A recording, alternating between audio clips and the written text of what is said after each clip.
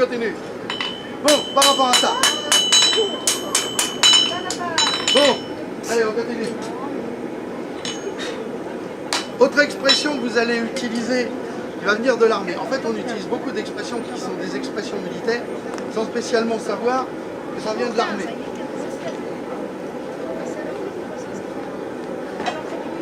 Exemple, quand vous allez vous faire opérer, vous passez sur le billard. Pourquoi vous passez sur le billard? Il y a rarement un billard dans la salle d'opération. Alors s'il y en a un, il faut aller voir le chirurgien, hein, parce que ça peut être sympa. Bon alors donc, pourquoi vous passez sur le billard? Ça vient de la guerre de 14. Au début de la guerre de 14, il y a tellement de blessés dans les premiers mois de la guerre de 14 que les hôpitaux sont saturés et l'armée va réquisitionner toutes les académies de billard. Parce que c'est des tables. C'était des tables d'opération. Et du coup, ils passaient sur le billard. Ah, c'est dingue, hein? Quelle année ça c'était? La guerre de 14. Vous avez vu, je dis pas que des conneries, hein? Je raconte, hein, mais pas que, hein? Hein? Bon. Alors, oh, mais je vais vous en raconter d'autres. Si vous êtes patient pour rester. Allez, je vais visiter la réserve à 30. Et je reviendrai après. Ça marche. Allez. Bon, maintenant, on va faire le tranchant. Je reviens après pour pas rater ma visite.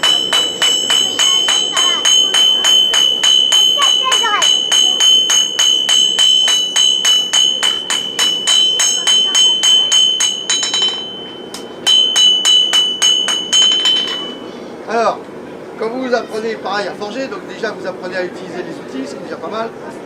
Et en fait, quand vous l'autre complexité, c'est le métal. Quand on tape à droite, ça va à gauche, et quand on tape à gauche, ça va à droite. D'accord? Ben, c'est comme en politique. Comme vous avez compris, il faut remettre au milieu. Et le plus compliqué, c'est de remettre au milieu. D'accord?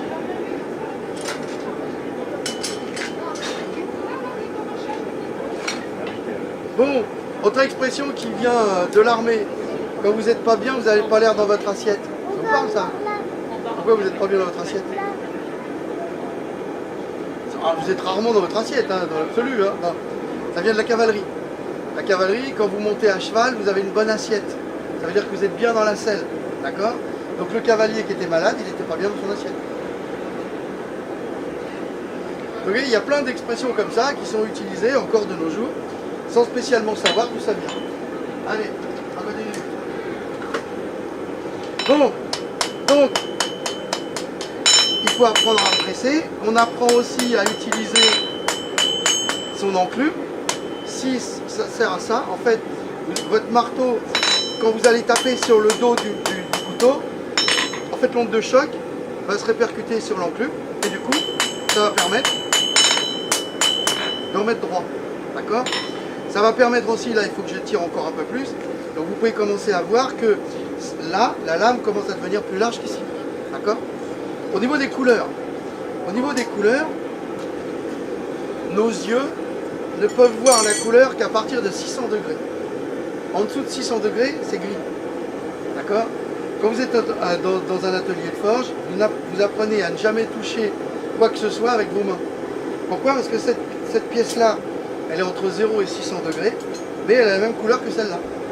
Sauf que si je veux l'attraper, mon geste va être plus rapide que la sensation que je vais avoir, et du coup je vais me brûler. D'accord? Donc tout ce qui est à l'intérieur d'une forge, on ne l'attrape jamais avec ses doigts. La couleur que vous voyez là, dans la forge, là vous voyez c'est orange, d'accord? C'est à peu près 900 degrés. Ok? Donc, pendant des siècles, on ne sait pas du tout à quoi correspondent les températures. Il n'y a pas de thermomètre, donc on n'en sait rien. Donc on va faire des analogies avec ce que l'on voit dans la nature. Okay? La première couleur que l'on voit, c'est ce que je vous disais, c'est rouge sombre. Et donc là, on va dire, c'est rouge cerise. Mais on ne sait pas que c'est 600 degrés. Pendant des siècles, ils vont dire c'est rouge cerise. Donc quand on va apprendre le métier, on va commencer par apprendre le feu, et après vous allez venir devant l'enclume. Pourquoi? Parce que si vous maîtrisez le feu, quand vous allez être ici, vous allez devenir le maître entre guillemets d'un atelier, et là vous pouvez demander à celui qui est le maître du feu, je voudrais orange, je voudrais rouge cerise, je voudrais bleu, voilà. Mais si vous ne le savez pas, vous ne savez pas à quoi ça correspond. Exemple, on va attendre pendant le orange. Le orange, vous ne savez pas ce que c'est qu'une orange. Par contre, pendant des siècles, on ne dit pas orange, on dit aurore. Parce que ça correspond à l'aurore. D'accord? C'est pas que c'est. Vous voyez ce que je veux dire? Donc du coup, on va faire ça. Le bleu c'est 280 degrés. Et là on va dire c'est bleu gorge de pigeon. Parce que ça ressemble à la gorge des pigeons. Mais on ne sait pas que c'est 280 degrés. D'accord? Donc pendant des siècles, on ne sait pas. On va apprendre, c'est très empirique. Et donc c'est pour ça que les formations vont durer très longtemps. En moyenne, pour devenir maître, il faut une dizaine d'années. Donc vous voyez, il va falloir 10 ans travailler au feu, pour ensuite passer à la forge, pour ensuite attendre 10 ans. Donc on commençait très jeune, l'apprentissage. D'abord parce que la durée de vie n'était pas toujours aussi longue que les nôtres. Hein. Il mourrait. Il faut savoir qu'à l'époque médiévale, environ 7 enfants sur 10 n'atteignent pas l'âge de 15 ans. Vous voyez, il y avait un taux de mortalité qui était énorme, pour plein de raisons. Les maladies, les guerres, tout ce que vous voudrez. Donc on va commencer très tôt par rapport à ça, vers une dizaine d'années. Si bien qu'à 20 ans, il sait déjà faire ça, et à 30 ans, il est là. Pourquoi? Parce que sa durée de vie, c'est pas 95 ans comme maintenant. Ouais. Bon, allez, on continue.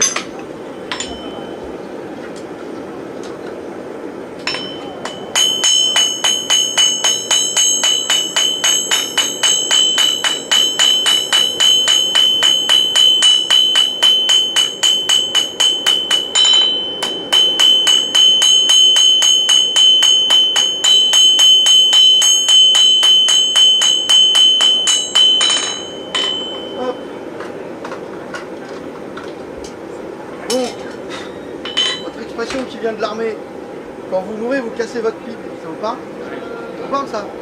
Pourquoi vous cassez votre pipe? Ça vient de la marine. Quand les gens étaient opérés sur les bateaux, il n'y avait pas toujours des produits, entre guillemets, pour anesthésier. Donc pour éviter qu'ils avalent leur langue et qu'ils s'étouffent, on leur mettait une pipe à travers la bouche. Si jamais il mourait pendant l'opération, il lâchait sa pipe, elle tombait, il avait cassé sa pipe. Ah ouais, c'est basique, hein. Comme histoire, c'est basique, si vous voulez, par rapport à ça. Et quand on allait à l'école, on nous disait tiens-toi à carreau. Ça vous parle ça, tiens-toi à carreau? Moi je disais bon, d'où ça vient de te tenir à carreau? En fait, ça vient des archers. Quand vous tirez à l'arc, c'est une flèche, d'accord? Quand vous utilisez une arbalète, ça s'appelle un carreau d'arbalète. C'est la même chose, c'est une flèche, mais pour arbalète. Quand les gens arrivaient quelque part et qu'ils étaient sous le tir d'une arbalète, on leur disait attention, tu es à carreau. Ça veut dire attention, tu es sous le carreau d'une arbalète. Et donc cette expression s'est transformée en tiens-toi à carreau. Hein? Je dis pas que des bêtises, hein. Je lis quelques-unes quand même, mais je dis pas que ça. Hein. Bon allez.